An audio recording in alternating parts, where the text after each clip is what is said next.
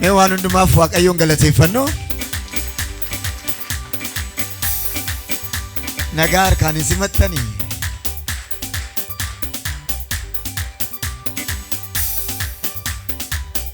Yeroo baay'ee maqaa isaanii malee hin beektanii.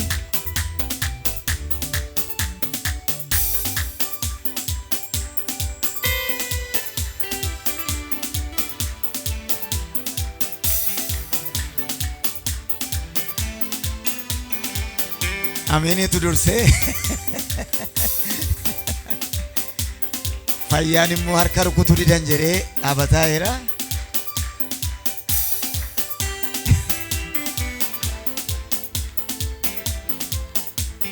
Wattaaddara kootii akkamitti simattu?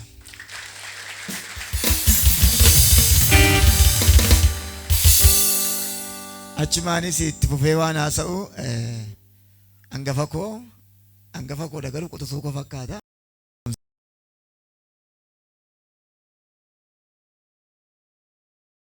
Addisuu dhaabaa harkaan simannoo asitti achumaan haasaa godha wanta ta'eef itti dabalee yoo haasa'e hin beeku.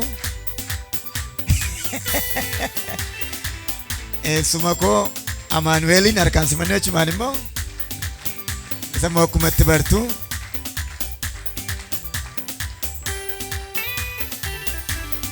Baay'ee namatti tola.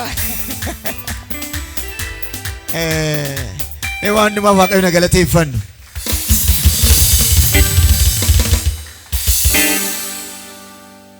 Galanni Waaqayyoof haa ta'u. Waluma duukaa haasaadhaan waan xuxumurruu fi baay'ee gatii dheeraa waggaa 20 ol hojii wangeelaa biyya kanatti nu duukaa baasaa kan turan walitti qabaa boordii waldaa keenya obbo Taammanee Iyyaa Fooricaa harkaan gara kanatti.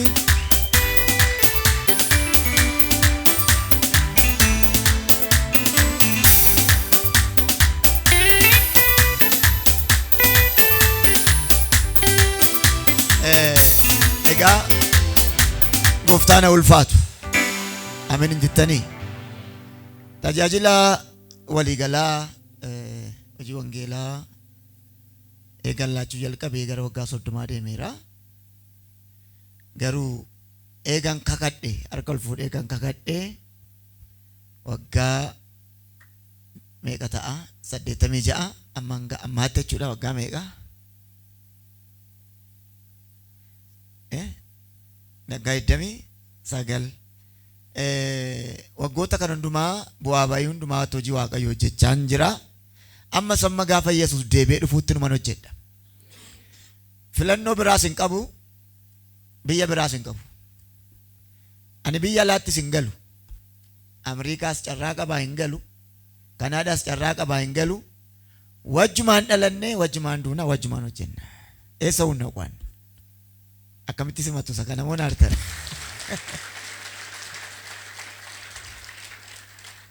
An diiviis hin jaalladhu. Ani diiviif du'a waluma duukaan galmeesse. Isin guutaa. Hojii Waaqayyoo hojjechuuf murteessee rakkoon hedduun yoo mudate illee ammas mul'atu qo'isuma. Namooti tarii hojii Waaqayyoo kan akkan hojjedhuuf tumsaa karaa garaa garaa qabeenyaan gorsaan beekumsaan dandeettii qabdaniin naa gochaa turtan Waaqayyo sinaa eebbisu. Namoota muraasa kitaabicha irratti galateeffadheera. Yeroo hundumaa waa'een ergama hojii wangeelaa gaafan kaasu as dhufaa wangeelaa gaafan dubbadhu keessa kootu nama da'a. Maaliif hojjettanii naman irkatti dibamee naa kadhachaa turan.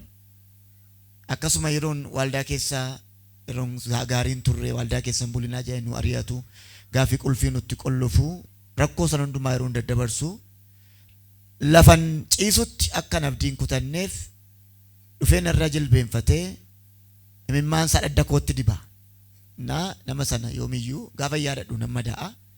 Sababiin isaa waldaa keessa bullaachuma oollaa. Guyyaa tokko jaarsa waldaa keenyatu maqaa gaarii miti. Garuu kitaabicha irratti kaaseera. Kurnaffaa baaqilaa jira. Baaqilaa beektu ta'e hin beeku. Isaa akkaatanii nyaatanii jennaan namichi kun hiyyummaa kuuf natti taphatan jedhee jilbeenfatee waaqa kadhate. Na fudhadhu hin dandeenye jedhee sa'aatii 6 afaan haaraa sa'ee achumaan gara gooftaa deeme hin du'e jechuudha.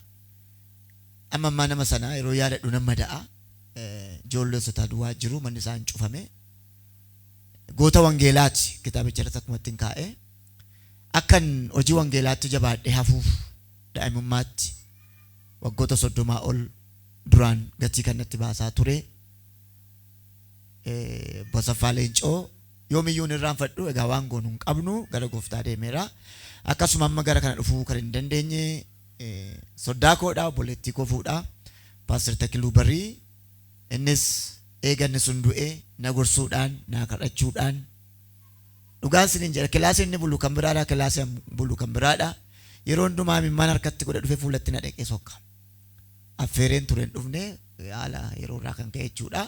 Namooti baay'een gatii na duukaa baasaa turaniiru gaafa gara kanatti dhufnus botaan manee yoomiyyuu nama hin daganne waggaa 20 ol gatii wangeelaa ari'annaa wangeelaa gatii guddaa kafalaa turanii. Namoota kan hundumaan Waaqayyo isin haa eebbisuudhaani. Dabalaati ergasii as immoo ergan gara gaa'ilaatti dhufee ati manaa koo dinqeen yeroo hundumaa akka hojjettuu mootummaati. Sababiin isaa kadhannaa kadhattee amma ja'aatti kadhattee isa booddee misaa nyaattee kadhannaa amatti deebiti. Annan tajaajilaa isheenis immoo hin kadhatti. Kitaaba kana kitaabni kun kitaaba hedduudha akkuma isin beektan kitaaba hedduudha kan barraa'e. An kitaabuma tokko godheen barreesse iddoo adda addaatti qoodameeti kitaabni kun kan dhiyaatu naannoo kitaaba 27 kan inni ta'e peejii 1000 wayii dhufe. Kitaabota kana yeroo barreessu hundumaa sagalee hin barbaadu, dubbii hin barbaadu, amala koo beektu nan taphadha nan kolfa malee seeriyeesidha. Ijoollota kulaasiitti netteetti qollofuudhaan isaanis maa akka nu goote ittiin hin jedhani. Akkanattidha kitaaba kana kan hin xumure. Akkuma isin beektan immoo deelii torban guutuu ji'a guutuu halkan konfiraansiin qaba. Isiniin guyyaan tajaajila warra biyya alaa moo halkaniin tajaajila. Ani hirriba baay'ee hin qabu. Hirriba baay'ee rafoo jiraati bareedduu sa'aatii 2dha. San hundumaa muu danda'uudhaan dhabaachaa kan turte dinqeedhaan maal jettuuni? Dabalaati. Akkasuma naguushee fayyaa ameeni maal jettuuni? Dabalaati. Dhuguman siniin jedhaa an silkii an kadhachuu jalqabnaa hunduruun na baqatan. Yeroo saaluunii taa'uu barbaadanii har'a sagantaa qabdaa naan jedhu. Har'a sagantaa qabadannaa dur kilaasatti nama ni ciisan. Sagantaa hin qabaanne namni tokko saaluunii hin taa'u namni tokko naasa'u yakkaa jechuudha. Guyyaa tokko na yaaladhaa cufaatu itti baay'ate baarri itti cuccufuutu itti baay'annaan guyyaa masaafaa kilaasitti nemmanii ta'ani. Ijoolleen kun maal hojjetu dhiisaa isaan achi lixanii 3 ta'anii waraqata caafani. Waraqata caafanii akkasitti firiidem kan jiru qabataa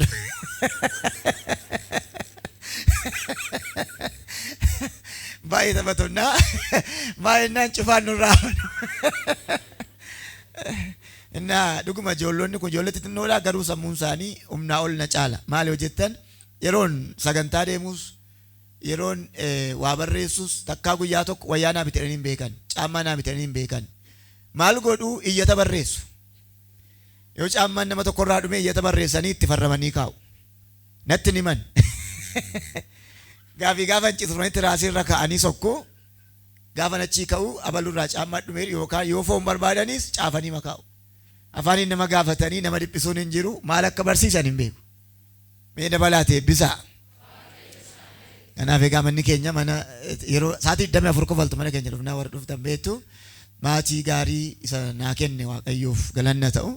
Akkasuma gara waaldaatti gaafa deebi'u garee daa'imootaa akkasuma garee agaaphee kwaarii 3 jiran garee harmootii dhugaan siniin jedha maalirra geesse jedhanii na jajjabeessuudhaan gorsuudhaan as keessaa namoonni maqaa isaanii dha'uun barbaadne illee ispoonsara ta'uudhaan namoota na bukkee dhaabatan hedduutu jira. Waaqayyo isin haa eebbisuudhaani. Batalee yoomiyyuu irraanfachuu kan hin barbaanne namoota nama maqaa dhadha'u kana kitaabicha irraa hin argattu. Garee kadhataa waldaa kana dhoksaatti kadhatan garee kadhannaa addaatu jira. Akkasuma daaqonoota akkasuma wangeelaawota jaarsolii waldaa paasteroota kaka'eera achirratti yeroo kotti gaggabaabsufanii Waaqayyo bara keessan jireenya keessan haa eebbisu. Inni asirratti kan biraa galateeffadhee ituun galateeffatiin dabarree obboleessa koo paaster Yohaannis Warqinaa waggaa 16 wajjin dabarsinee rakkoos argachuus dhabuus walirraa liqeeffachuus dhaga bubuluus waan baay'ee wajjin dabarsinee kitaaba kana nan barreesse malee hin gulaalle. Kitaaba kana yeroo dheeraa fudhatee halkan guutuu taa'uudhaan torban 2 ol قبيشة درجة شيء كإيجاتي كتابة تأتو نمرتي إن آسا باستر يوانس كتابة غابي كتابة هم ندوبي واقعيو كتابوتا ددا أمس قدو كان إبسيسو كتابوتا أمارفا يدو أورمي فقبا باستر يوانس لفا أولكو إبسامي دبلاتي واقعيو سياي بس رغادا غتي غدا باسي كتابة كان رتي أجراس كايرا إتوني يروف الأتنقلالي أن إيسو فانتوري na ga tora qabate yaatera waaqayyo unduma keessan ayebbisu ani waa'ee kitaaba kana gaafan dubbadhu ani bitaa jedhu ani kennaa godhen sinii kenne sababiin isaa kitaaba kana attamee simbiraan ga'uudhaaf qarshii 250 baase qarshii 250 kun kaffalamaadha kaffale yoo jettan kitaabicha dhagaa laala amma saba keenya waaqayyo eebbiseera maqaa koon na hin jedhee kaffala Amin jetani sis waaqayyo akkas yaa godhu mena med ebe barbaadan barri keessan jireenyi keessan eebbifamu amin jetani kanaaf ani kitaaba kana bitaa isiniin hin jedhu kennaa godhen sinii kenne adaraa keessan dubbisa kanin adaraa sinii dhaamu kitaabattiin hin minyoofti xiqqoodha dubbisa ma waa barattu chapteris boqonnaa 3 duwwaadha waan baay'een qabdu Pastor Yohaannis ni ibsa bal'inaani dubbisa achi batalee sana dubbiftanii gaafa raawwattan akkamitti akka eebbifamne illee ekonomikaali akkamitti eebboo fi illee seetan harka baasan hubachuu dandeessu ani kanuman jedha rakkoo kana irratti ta'ee nan beela'ee nan dheebadhee boris nafu wanta ta'eef sinitti ni muusa inni lolaaf qophaa'uudha malee rakkoon dabarse waaqayyo waan galmeesseef isinitti ni mu boris nafu wanta ta'eef rakkoon hin xumuramu gaafa Yesuus dhufu garuu hin xumurra Amin jetani waadaan keenya immoo rakkoo baqannee galuu miti amma duunutti hojjechuudha kunimmoo waadaadha kan immoo yeroo koronaa mirkaneeffattaniittu an guyyaa koronaa agalgaa'onni keenya inni kaan alaa poolisii eegaa ani manaan sin tajaajilaa ture gaafa koronaa godhattanuu walirraa addan baane gaafa duune duwwaa walirraa adda baana hin ta'u akkamitti simattan daqiiqaa tokko xaqilaa ministeeriin waa jedhu Ajar mu hadis. Asyik.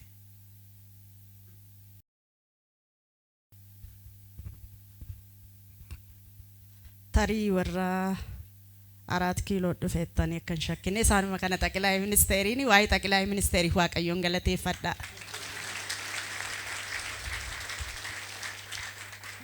Akkas jedhe Iyyoob dhaga'ullee gurra kootiin dhaga'een ture amma garuu ija kootiin hin argeedhe መስማትንስ በጆሮዬ ሰምቼ ነበር አሁን ግን አይኔ አየች waaqayyoon galateeffattani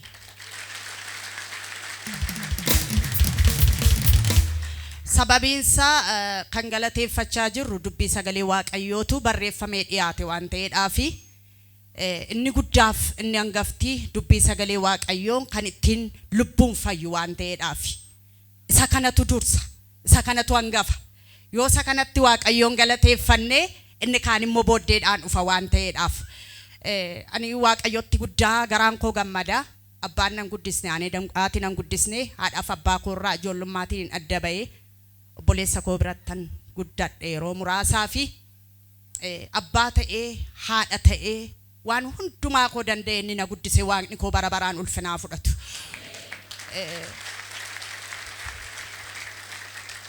guddina koo duwwaa toon taane mana qaalluu keessaa na baasee qoomoon taaneef zariin taane keessaa na baasee har'a ulfinaan fuula keessan dura akkan dhaabadhu ni na godhe waaqayyo bara baraa naa eebbifamu kanaaf waaqayyoon naa galateeffattu waaqayyo maan hin galateeffadha gara biraamini waan hundumaatti nu danda'e waaqayyo waa'ee waldaa kanaatiif waa'ee jaarsolii waldaa waa'ee obboloota kootiif yeroo baay'eetti yeroo rakkina keenyaatti yeroo bal'ina keenyaatti nu bukkee dhaabattanii nu jajjabeessitanii waan hundumaa keenya nu taatanii harka nu qabdanii warri asiin nu geessan waaqayyo bara keessan jireenya keessan haa eebbisu baay'een sin jaalladha baay'een sin kabajaa jaarsolii waldaa tajaajiltoota iddoo kanaa faarfattoota xinnaaf guddaatoon jedhiin jaalalaan ufitti nu qabdanii asiin nu geessanitti waaqayyo bara keessan jireenya keessan umurii keessan haa eebbisu waaqayyo sin haa eebbisu jechuun barbaada baay'een sin jaalladha baay'een sin kabajaa asumarraan immoo abbaa margeefaa yookiin obboleessa paasterii jechuudha. Yeroo nuti rakkannutti harka nu qabanii ijoollee koo akka bineensi nyaanni godhanii ijoollee koo nyaachisanii waan hundumaan na bukkee dhaabataniiru. Isaaniin Waaqayyo sinaa eebbisu naa jedha. Maammusheen yeroo laalta mucaa xinnoodha. Kan sayyuu kooti jechuudha. Kan obboleetti masee yeroo dhufu akka haadhaatti natti gudunfee dhufa. Harka duwwaa natti hin deemu. Umuriin isaa xinnoodha garuu nama mana namaatiif yaadu, nama jireenya namaatiif yaadudha. Maammushee koo baay'een si jaalladha. Ulfaadhu naaf kabajamii naa eebbisaa mucaa koo. Gara biraa waanan jedhu paasterii koo sin jaalladha. Baay'een si kabajaa. Waan hundumaa yoo dadhabeeyyuu jilba kootiin si bukkeen jira. Hin sodaatin. Inni mar'aatti si baate Waaqayyo lafa sin kaa'u. Ijoollee koos harka keessan itti qabaatii guddadhaa. Waaqayyo mana Waaqayyoo keessatti sinaa guddisu naa jedhaani. Kanuman jechuu barbaada. Gooftaan koo sinaa eebbisu. Waaqayyo sinaa kabaju kabajama.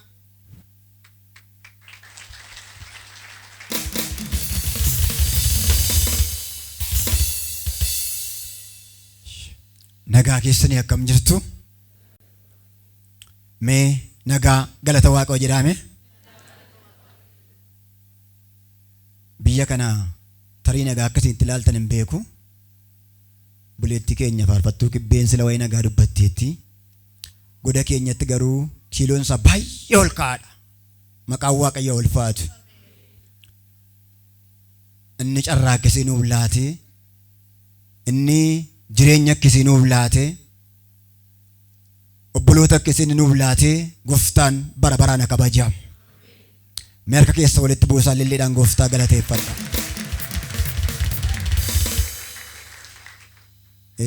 Seenaan namaa badaa miti. Namni seenaa dhaabbataas hin qabu. Yeroo tokko gaarummaan namaa yoo himame yeroo muraasa booddee wayiin nama waan biraatu haasa'ama. Amma garuu kan nuyi haasofnu waa'ee Kiristoos, waa'ee isa gaarummaansaa bara baraan dhaabbataa ta'ee jiru haasofna. Ulfinni ta'u hundumtuu kan isaati. Maqaan isaa ulfaatu. Mee walitti qabaa ulfinicha hundumaa Gooftaadhaaf kenna.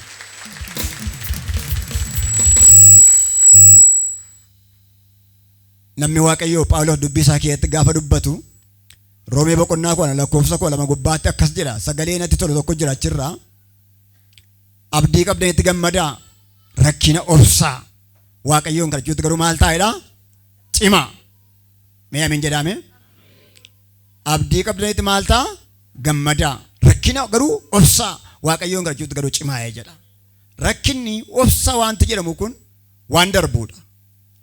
Wanti darbamu kun muka inni itti mo'amuu danda'u Waaqayyoon kadhachuudhaan immoo mo'amuu danda'a. Yoonaas waa'ee obboleessa koo waan baay'een achi deebi'ee haasa'uu danda'a. Kanaaf isa kana keessa galuu baay'ee hin barbaanne akka kootti. Awwaa'ima Kiristoos, jabina Kiristoos, danda'ummaa Kiristoos, ulfina Kiristoosin haasa'e yoon darbe gaarii natti ta'a jechuu barbaadeeti ani. Ka'umsi koo kaleessa dheengaddaa kan kootisaa, kan obboleessa kootis akkuma kana waan nama dhibu keessaa. Anis akkuma amma obboleessi koo haasa'e baay'ee Gooftaan jaalladha. Nu ijoollee hiyyeessaa abbaan qabnu turre. Kiristoos garuu abbaa nuuf ta'ee harka nu qabee nu jiraachisee har'aan nu ga'eera. Boris immoo darbee nu geggeessa.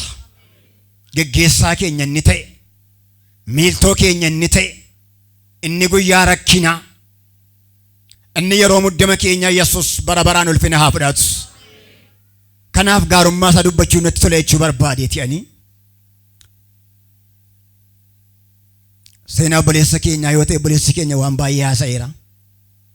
Akkuma jedhame obboleessi keenya Paaster Masarat akka mana keenyaatti maatiin keenya hangafa keenya ta'anii kan jiran durba 5 qabu turanii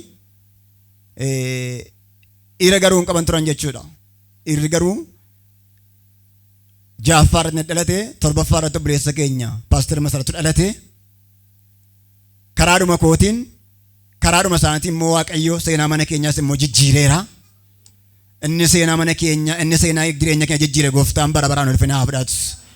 Buleessi keenya Paaster Masarat ka'umsuma isaa keessatti kan nama dhibu keessaa wanti inni ammaa isa hundumtu dhugaadha. Iddoon turtii isaa eessa yenna jenne, iddoon bultii isaa eessa, iddoon oolmaa isaa eessa yoo jenne harmeen keenya mataan isaa baay'ee isa jaallatee turte waan nama dhibu keessaa. Haa ta'u iyyuu malee garuu buleessi keenya Paaster Masarat manatti hin galu jechuudha. Eessa oolaa, eessa bula yoo jenne waldaa keessa lafa isaan oolan, lafi isaan bulan waldaa keessa achitti dhaqanii illee yeroo isaan achitti dhaqanii namatti erganii illee isa dubbisantu jira jechuudha.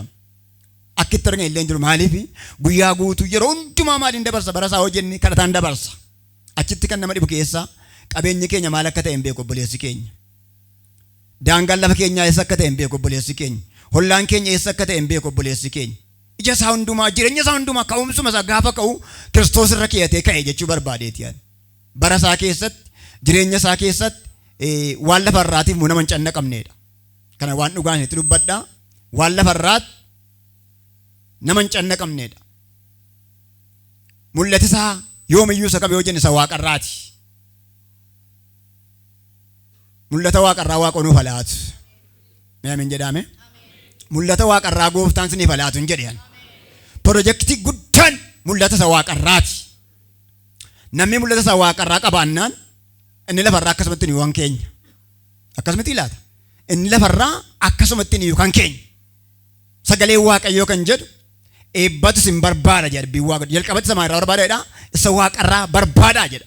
Mul'ata obboleessa keenya hangaafan taa'ee ilaalu kan kootii wajjin gaafa wal bukkee qabee madaalu jechuudha.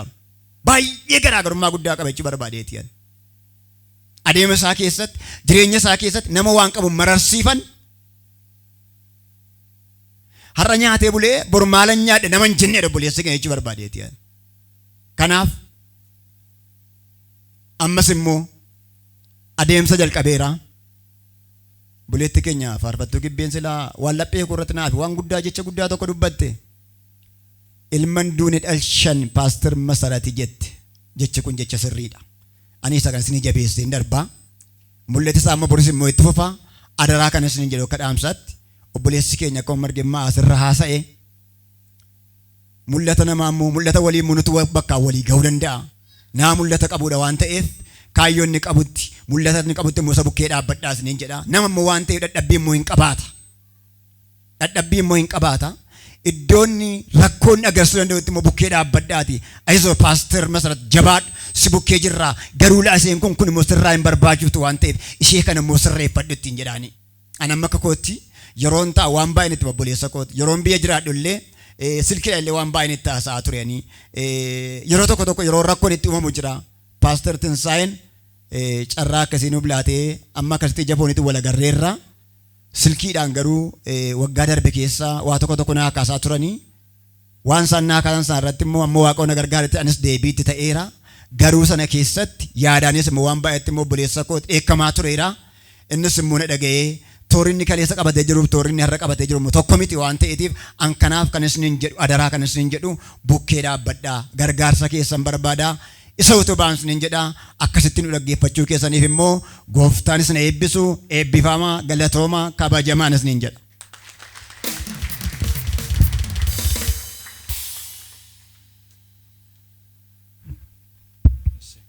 Saba Waaqayyoo kam jirtu? Ani maqaan koo akka isaan maamushidha miti Amaanu'eel ta'eera. Amaanu'eel jedhama. Waa'ee obboleessa keenyaatiif Waaqayyoon guddaa galateeffachuu barbaada. Maaliif jireenya keessa bu'aa bayii baay'ee jira. Biyyi lafaa baay'ee ulfaata. Utuma hammam kadhatanii utuma hammam jajjabaatanii illee biyyi lafaa baay'ee namatti jabaata. Kanaaf immoo obboleessa keenya kanaaf Waaqayyo gargaaree carraa kenneefi yeroo kenneefi kitaaba tokko ilma hin duune kana akka inni argatu akka inni eebbisiisu guyyaa kana ga'ee kitaaba kana saba kanaaf akka inni gumaachu waan godheef waa'ee isaatiif Waaqayyoon akka si'a tokko naa galateeffatan nan barbaada. Taansuudhaan illee obboleessummi koo Maseen jechuudha.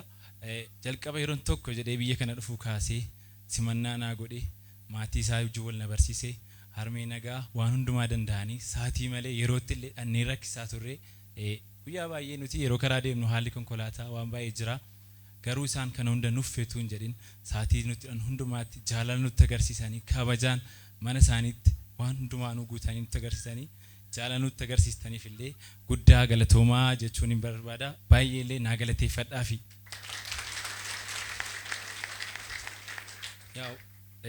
Carraa isteejii argannee baay'ee haasa'uus hin dandeenyu.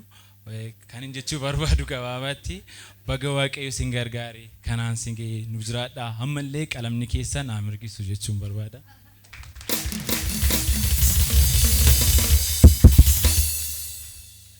Galatooma eebbifama Waaqayyo sin haa eebbisu.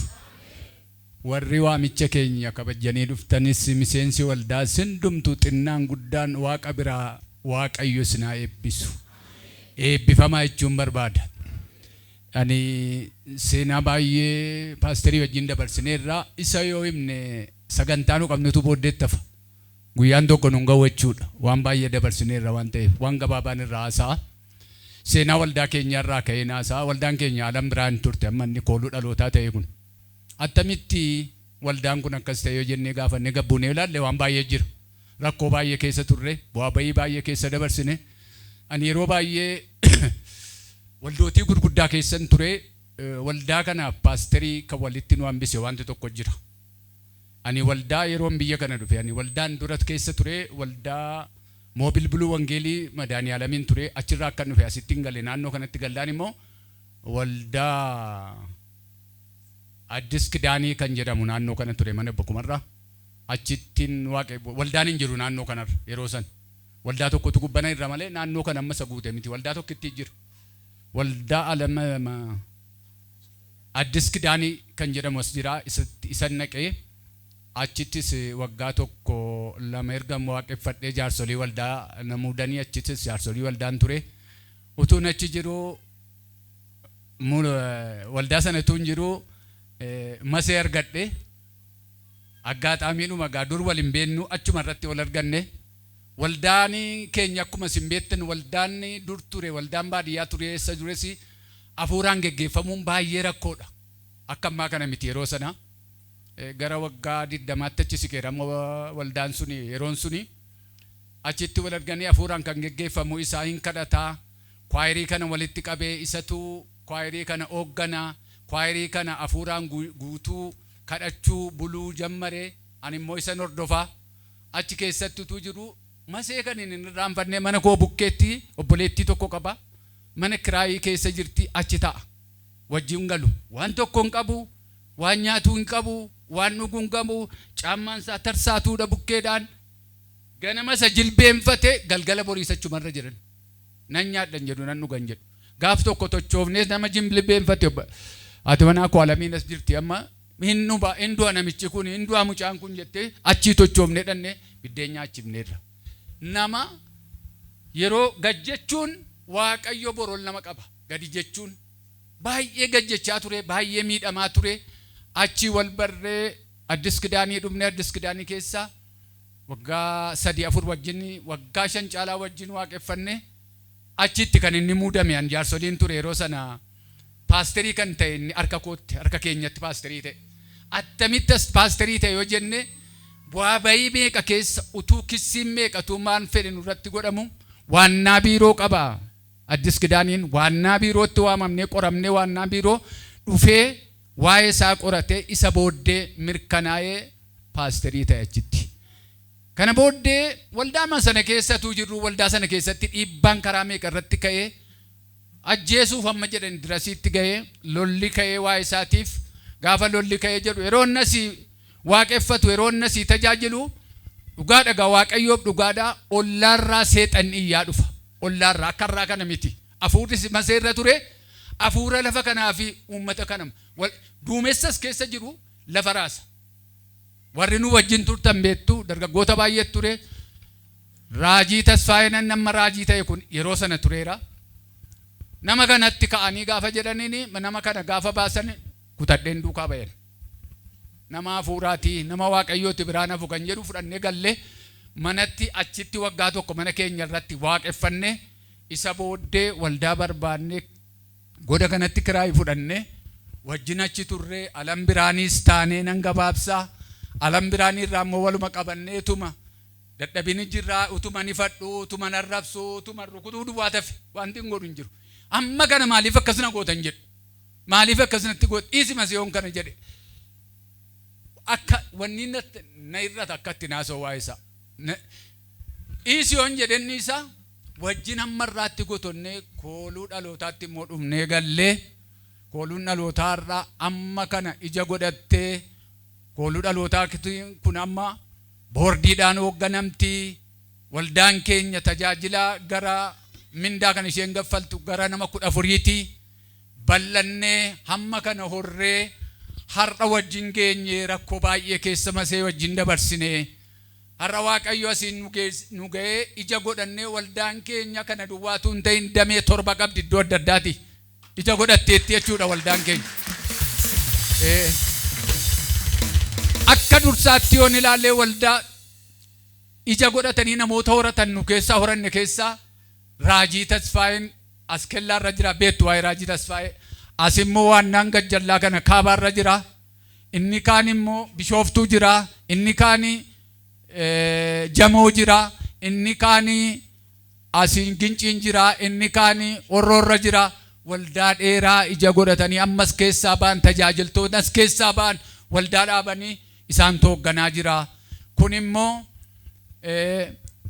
mul'ata inni qabuun mul'ata sana jalarratti hiriirree har'a amma kana geenye baay'annee jira kanaaf waa'ee maseetii fi ani na dhibaani waa'een isaa ani namas yeroo tokko nama siin jedha yeroo tokko nama miti namichi kun hin jedhan maaliif yoo kuma qabaates kuma amma asitti kennee ofiisaatii callume deema akkamatti hin deema yoo dhibba qabaates dhibbatti kenna yoo yaafa qabaates baaseetti kenna namattis kanan na dhibaa waa'een biyya lafaa na dhibaa waa'een horii na dhibaa kan jedhu takka sammuusaa keessan jiru nama akka argatuuf har'a mana miti mana ijaarratee miti fooqii ijaarratu garuu mana hin qabu mana namatti immoo ijaaraa deema nama akkasiiti maseen seenaa maseenaa see fixuu hin danda'u baay'ee kan hin galateeffachuu danda'u obboleettii keenya haadha nagaa yeroo baay'ee jilbaan kan utubdee asiin geesse adaraa xuruutti nu eebbisa jilbaan kan utubee addanaan ga'e isheedha jilba isheetiin utubdee kanaaf hundumti keessa warri nu wajjin yeroo baay'ee rakkataa turtanii waldaa kana keessa kan naa wajjin turtan baay'ee jirtu waaqayyo waaqarraa gatii keessan isinii haa kaffalu waaqayyo isiniif haa kaffalu amma immoo isinii maseetu matsaafa kana maxxansee asiin ga'eetu hin ta'in deeggarsa keessan utuu hin jiraanne maseen isin jiru matsaafa miti maseen hin jiru kanaaf isin galateeffachuu barbaada waaqayyo ammayyuu sina eebbisu eebbifamaa maqaa Yesuusiin amma tu naasa'ee xaaffa barreeffamaan naasa'ee dhufee addana dhaabadhee naasa'ee sa'aatiin nan ga'u kanaaf amma immoo macaafanni barreessee jiru kana adaraa wanti isin gootanii namoonni keenya wal bukkee dhaabachuu hin beennu quba walitti qabuu beenna malee korma laalaa akkaataa isaan wal utubanii iddoo barbaachisaa sana wal ga'ani wal utubna lafa jirrutti masaafa kana birrii baaseesi